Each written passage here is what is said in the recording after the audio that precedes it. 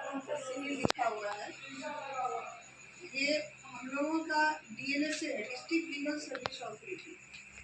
सबसे पहले ये जानिए कि हमारे यहाँ 4 प्रकार की अथॉरिटी है। एक नेशनल लीगल सर्विस अथॉरिटी है जो कि दिल्ली में, Bihar state legal service authority जो पटना में है, और यहाँ डिस्ट्रिक्ट लीगल सर्विस अथॉरिटी जो कि जिला में। एक सब डिवीजन लेवल पे भी होता है, उसे बोलते हैं सब डिविजनल लेवल पे जो legal service committee, sub divisional legal service committee उसे बोला जाता है। ये जो चारों जो कि निसहाय हैं, जिन्हें पैसा नहीं है, जो गरीब हैं, असहाय हैं, मुकदमा लड़ने के लिए पैसा नहीं है, उन्हें फ्री ऑफ कॉस्ट कानूनी मदद की जाती है। इसके लिए हम पैनल लॉयर होते हैं। ये पीएलबी है। मैं यहाँ defence council, chief defence council हूँ यहाँ पे डिस्ट्रिक्ट लीगल सर्विस अथॉरिटी में।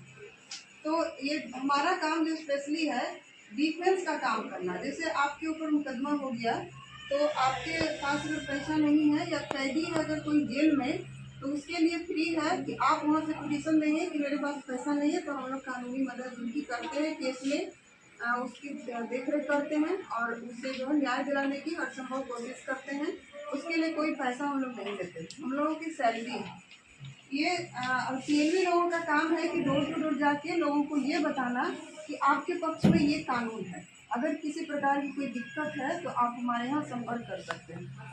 तो इसी के परिप्रेक्ष्य में समय समय पे जागरूकता शिविर का भी आयोजन किया जाता है। आज बाल दिवस है तो हम लोग के यहाँ डिस्ट्रिक्ट लीगल सर्विस अथॉरिटी में प्रोग्राम हुआ, इसलिए आने में भी लेट हो गई।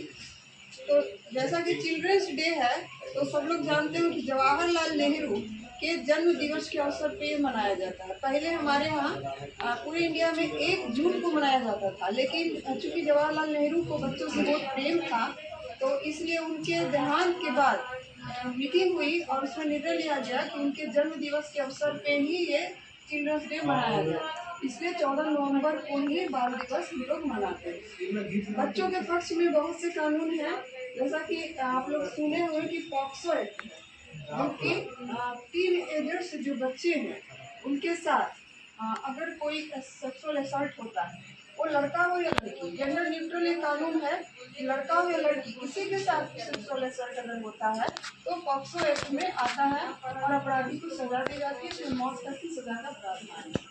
इसमें बच्चों की आइडेंटिटी को गुप्त रखा जाता है, वो उसका नाम पता सारा कुछ रखा जाता है, बंद कमरे में उसका ट्रायल होता है। बच्चों की गवाही भी सबके सामने नहीं होती, उसके लिए एक रूम बना हुआ है और वीडियो कॉन्फ्रेंसिंग के जरिए उसका स्टेटमेंट को रिकॉर्ड किया जाता है। अब आज जो है टॉपिक है कि legal service to mentally ill and mentally disabled person.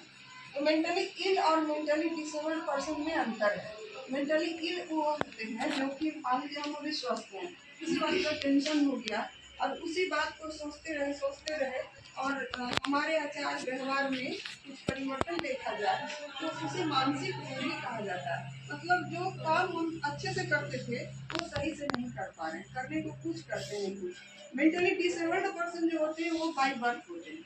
Mentally disabled person को ठीक नहीं किया जा सकता, लेकिन उसे हम उचित केयर प्रोटेक्शन दे के उसे भी जीने का अधिकार हम लोग प्रदान कर सकते हैं। वो भी जितनी जिंदगी जीना चाहे और जितना ईश्वर के द्वारा दिया गया उसको जिंदगी वो जीता है। तो मेंटली इन पर्सन को अगर प्रॉपर केयर प्रोटेक्शन मिले तो इंसान ठीक हो सकता है। अगर कोई व्यक्ति मान लीजिए नॉर्मल इंसान जैसा कि बिहेव कर रहा है, कुछ दिनों से सहमा सहमा सा है, तो आप लोग उसे पूछिए, आपके आस पड़ोस में हो, आपके घर में हो, कहीं भी हो, उसके पास जाइए, बच्चों को पूछिए कि क्या ऐसी बात हुई, क्यों ऐसा बिहेव कर रहा है। जनरली हमारे समाज में होता है क्या कि डॉक्टर के पास ले जाने से डरते हैं, सोचते हैं क्या कि बदनामी हो जाएगी कि उसका बेटा पागल हो गया, बेटी पागल हो गई। लड़कियों के मामले में तो और ज़्यादा होता है, माता पिता छुपाने की कोशिश करते हैं कि उसकी शादी कैसे होगी, बस यही चिंता रहती है। तो ये बीमारी देखिए छुपाने से और ज़्यादा बढ़ती है।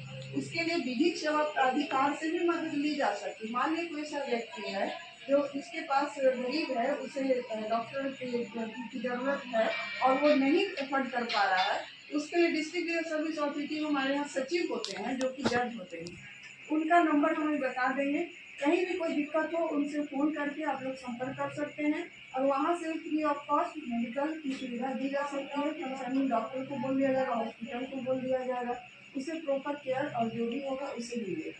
ठीक है, और कुछ पूछना हो तो बताइए, संक्षेप में बस बताएं, और कुछ दूसरी आवश्यकता हो तो बताइए। इससे भी हमारे संविधान में जैसे आर्टिकल 21 है, जीने का अधिकार हम सबों को है, मेंटली और मेंटली डिसेबल्ड पर्सन को